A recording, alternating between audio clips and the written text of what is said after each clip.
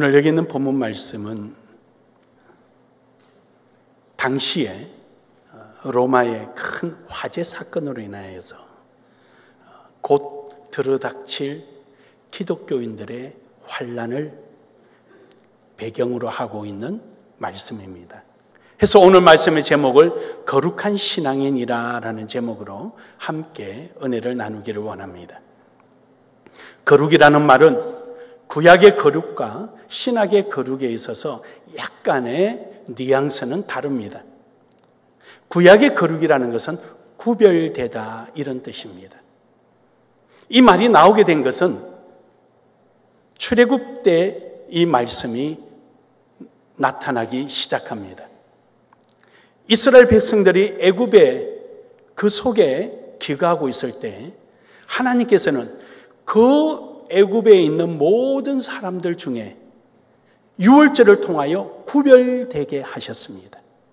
그 구별되게 한 사람들을 애굽에서 불러내어서 그 구별한 그들에게 구별된 목적인 그 거룩성을 지속하기 위하여 율법과 제사와 절기, 즉 성막 중심으로 구별된 삶을 하도록 했습니다. 이것이 바로 거룩입니다. 신약의 거룩의 의미는 조금 더 발전된 의미입니다. 신약의 거룩은, 오늘 여기 보면 말씀의 거룩은 신께 바쳐진 자, 하나님께 바쳐진 자입니다. 그러니까 구약의 거룩과 신약의 거룩을 한마디로 표현하면은 하나님께서 구별되어 여기셔서 구별된 자들이 자원하는 마음으로 하나님 앞에 드려지는 자, 바로 여러분입니다. 바로 여러분입니다. 바로 이처럼 하나님의 은혜로 말미암아 구별되어 택자가 되어서 선택받아서 그 선택받은 자들이 스스로 자원하는 마음으로 하나님의 영광을 위하여 나의 삶을 드려지는 이런 사람들이 바로 거룩한 구별된 자들입니다.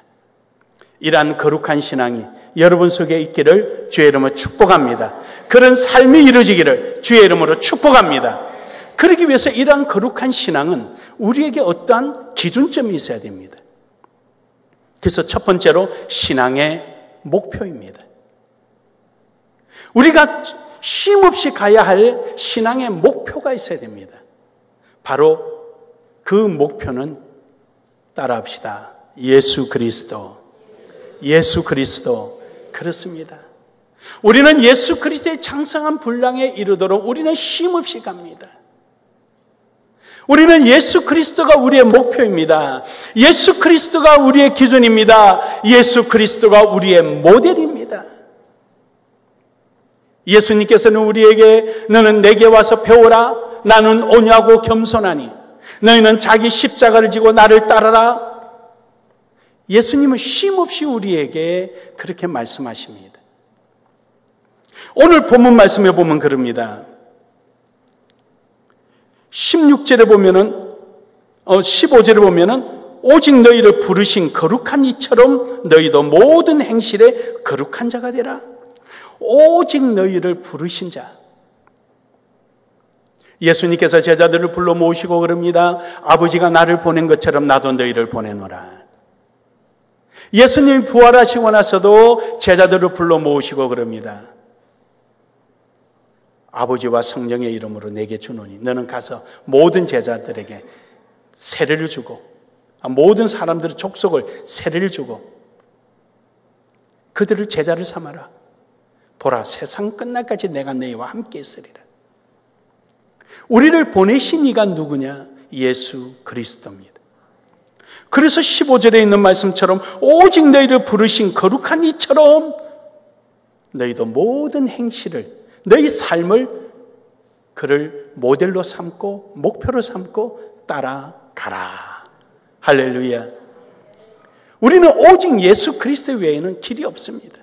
이 세상 그 어떤 것도 우리는 닮을 만한 것이 없습니다. 예수님은 어떠하셨습니까? 그렇습니다. 예수님은 하나님께서 여러분과 저를 구원하시기 위하여 특별히 선택했습니다. 이 세상 무엇도 하나님의 그 거룩한 일, 여러분과 저를 이렇게 사랑하시는 하나님의 마음을 대변하고 그 일을 이룰 만한 사람이 없어서 하나님께서 특별히 택한 자가 예수 그리스도입니다. 예수 그리스도는 이 땅에 오셔서 자기 자신의 사욕을 가지지 않고 자기의 이익을 위해서 살지 않고 빌립보서 2장 6절에서 8절에 있는 말씀처럼 도리어 자기를 비워 하나님과 동등됨을 취하지 아니하시고 자기를 비워 종의 몸으로 오셔서 우리를 위하여 죽기까지 하시고 자기의 모든 것을 포기하신 예수 그리스도, 바로 그 삶을 사신 겁니다. 오직 예수 그리스도 외에는 구원을 얻을 만한 이름이 없습니다. 예수 그리스도만이 우리의 절대적 구원자요, 우리가 반드시 보고 배우며 따라가야 할 우리의 대상입니다. 창세기 3장 21절에 보면은 예수 그리스도를 가죽옷에 비유합니다. 이 가죽옷은 예수 그리스도를 상징합니다. 짐승이 죽어서 남긴 가죽의 의미가 아닙니다. 이는 좀 본질적이고 원초적인 의미가 있습니다. 가죽이란 말은, 죄송합니다, 히브리어로 오르라 그럽니다. 오르. 이 가죽, 동물 가죽, 사람 가죽, 이 모든 오르라 그럽니다. 그래서 문법적으로 표현하면은 남성 단수 명사입니다. 즉 예수 그리스도는 큰 두루마리 가죽을 하나 가지고 있는 겁니다. 바로 여러분의 성경에 한 권 가지고 있잖아요. 이렇게 안에 페이지 수가 아무리 많아도 한 권이잖아요. 그런 것처럼 큰 두루마기를 하나 가지고 계신 거예요. 그런데 여러분이 예수를 믿게 되고 예수님 앞에 나오게 되고 다 나오니까 예수님께서 이 두루마리를 두루두루 잘라서 여러분에게 가죽옷을 하나씩 입혀드리는 거예요. 이 가죽옷을 이름하여 케토넷이라 그럽니다. 케토넷이란 말은 여성 복수 명사입니다. 쉽게 표현하면 성경은 한 권이에요. 이런 노트가 한 권 있어요. 근데 우리 김 장로님이 메모지 한 장 주세요. 쭉 찢어서 하나 주고, 우리 집사님들 쭉 찢어서 하나 줘요.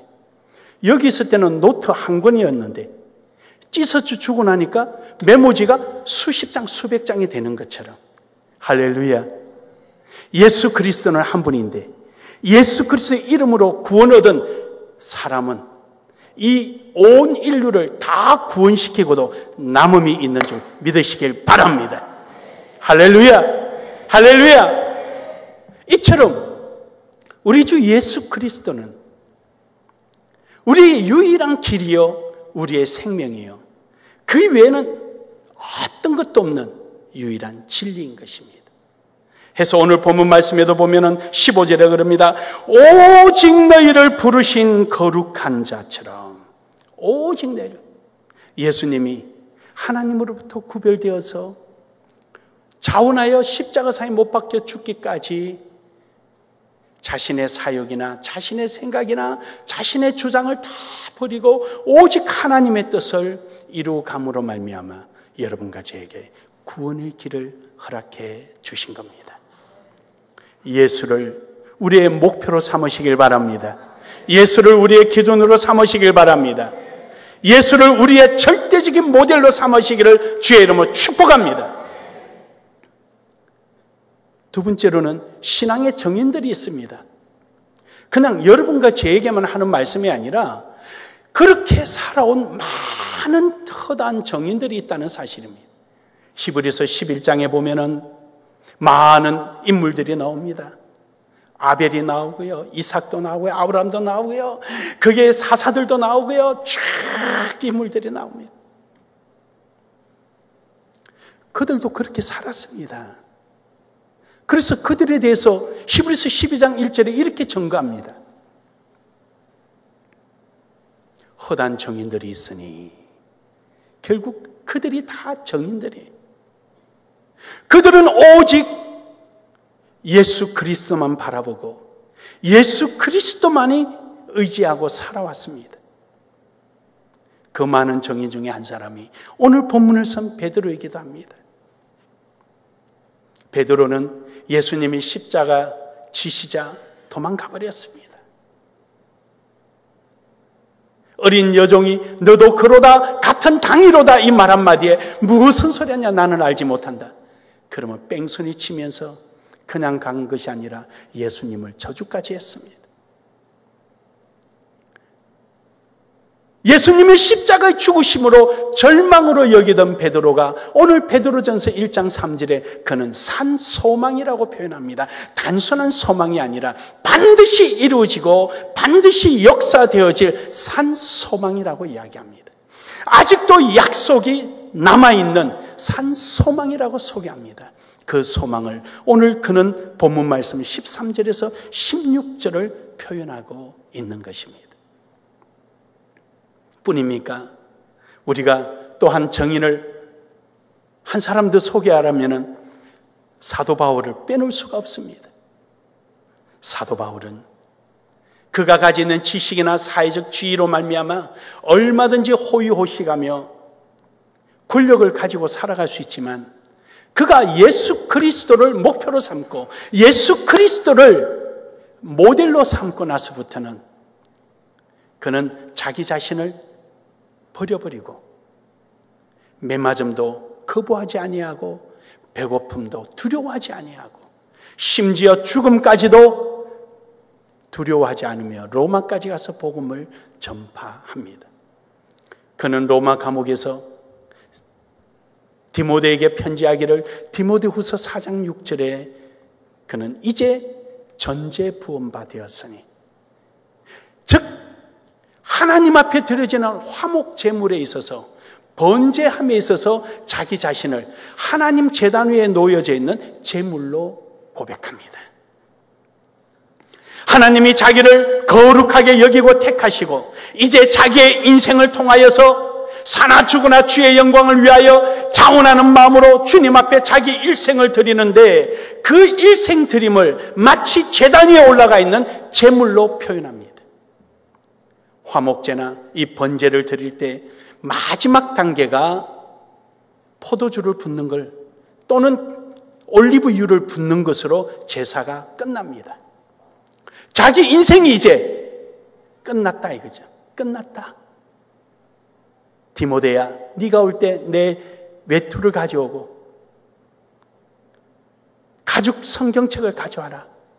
겨울이 오기 전에 와라. 왜냐하면은 겨울을 만나면 네가 오는 길에 배멀리하고 배가 파손되고 너무너무 힘드니까 일찌감치 출발해서 와라. 그런데 나는 이제 제사 중에 마지막 단계인 기름 부은 바가 되었다. 사랑하는 여러분, 사도 바울은 일평생 자기의 모든 기득권을 포기하고 자기 자신을 하나님이 택해 주신 그 은혜에 너무너무 감사해서 그런 자원하는 마음으로 구별된 삶을 살아서 거룩한 신앙의 우리의 한 모델이 되고 정인이 되어 주었던 것입니다. 사랑하는 여러분, 오늘도 이러한 허다한 정인들 모습을 바라보며 우리에게도 그렇게 정인의 삶을 살아갈 수 있도록 우리 속에 역사하시는 성령에 이끌려 정인된 삶이 되기를 주의 이름으로 축복합니다. 축복합니다. 그래서 세 번째는 정인된 신앙입니다. 그렇습니다. 우리는 정인된 신앙이 되어야 합니다. 우리의 삶의 흔적 속에 하나님의 영광의 증거가 나타나야 합니다. 디모데전서에 보면은 바울은 디모데에게 그렇게 말합니다.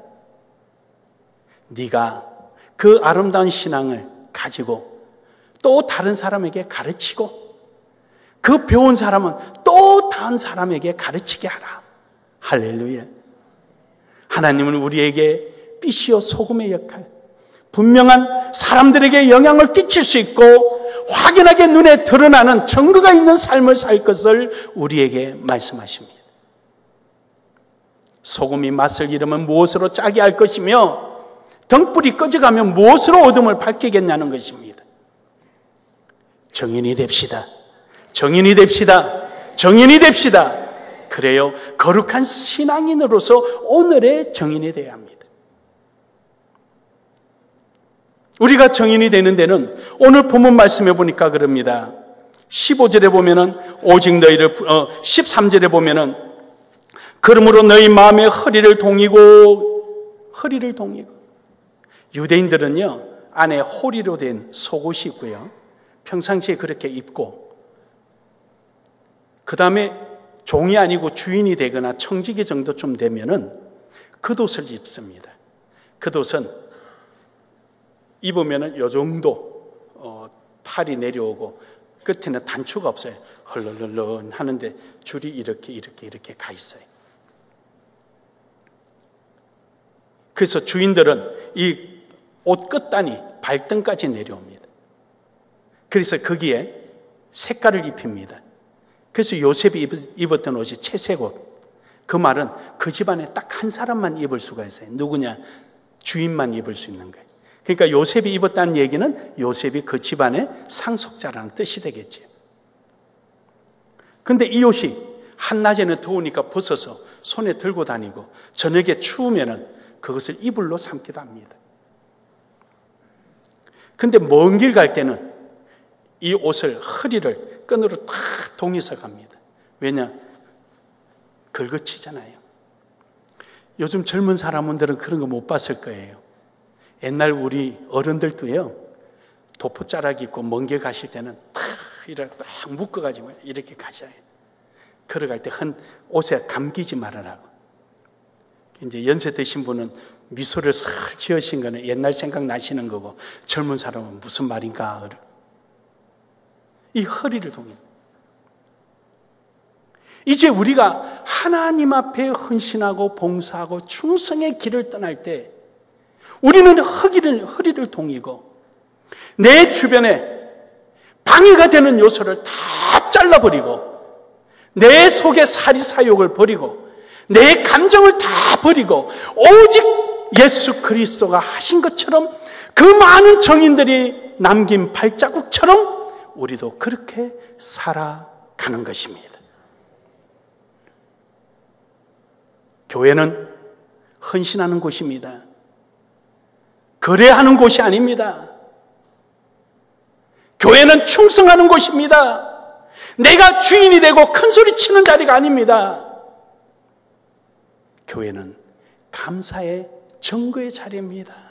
오늘도 나를 이처럼 불러주시는 하나님의 은혜 앞에 감사해서 오늘도 내가 자원하는 마음으로 스스로 허리를 동이고 내 이익을 취하지 아니하고 주를 위하여 살아가는 현장, 감사의 고백을 하는 현장, 그 자리가 교회입니다. 왜냐? 이 자리는 하나님께서 부르셔서 구별되어 살도록 하셨기 때문입니다.